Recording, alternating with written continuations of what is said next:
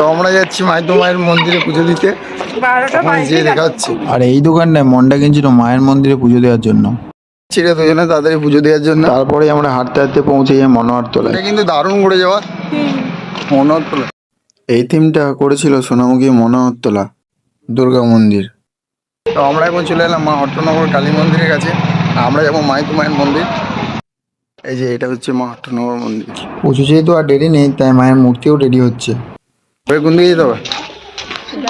সোনামুখী ঘোরাবে এতগুলো গলি আছে আমি নিজেই যাই না, দিদি আমাকে গলির মধ্যে ঢুকিয়ে ঢুকিয়ে নিয়ে যাচ্ছে চারিদিকে। এই রাস্তা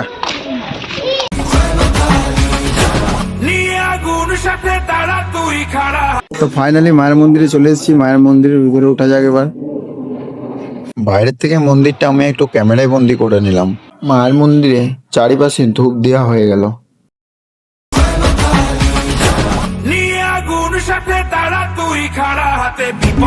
আর সামনের দিক দিয়েও ক্যামেরায় একটু নিয়ে নিলাম মন্দিরটাকে।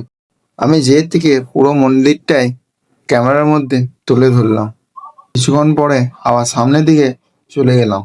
তো মায়ের যখন পুজো চলে, এইদিকে যে সামনের রাস্তাটা আছে একদম ভিড়ে জ্যাম হয়ে যায়, কি বলবো। তারপর 2-3 ঘন্টা ওয়েট করার পর ফাইনালি ঠাকুরমশাই মন্দিরে এলো মায়ের পুজো করার জন্য। আর এই মন্দিরে অনেক দূর দূরান্ত থেকে মানুষজন এসে থাকে। আমি যেতে ক্যামেরা একদম বন্ধ করিনি। তারপরে মায়ের পুজো শেষ হওয়ার পর আমার মনে যত কিছু দুঃখ কষ্ট আছে সব মাকে শেয়ার করলাম। তো এতটা ব্লগটা ভালো হয়নি, আমি যেহেতু নতুন ব্লগ বানাচ্ছি।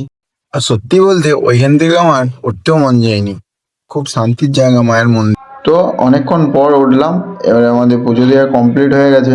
আমরা এবারে বাড়ির উদ্দেশ্যে রওনা দিলাম। মহাদেব মহাদেব।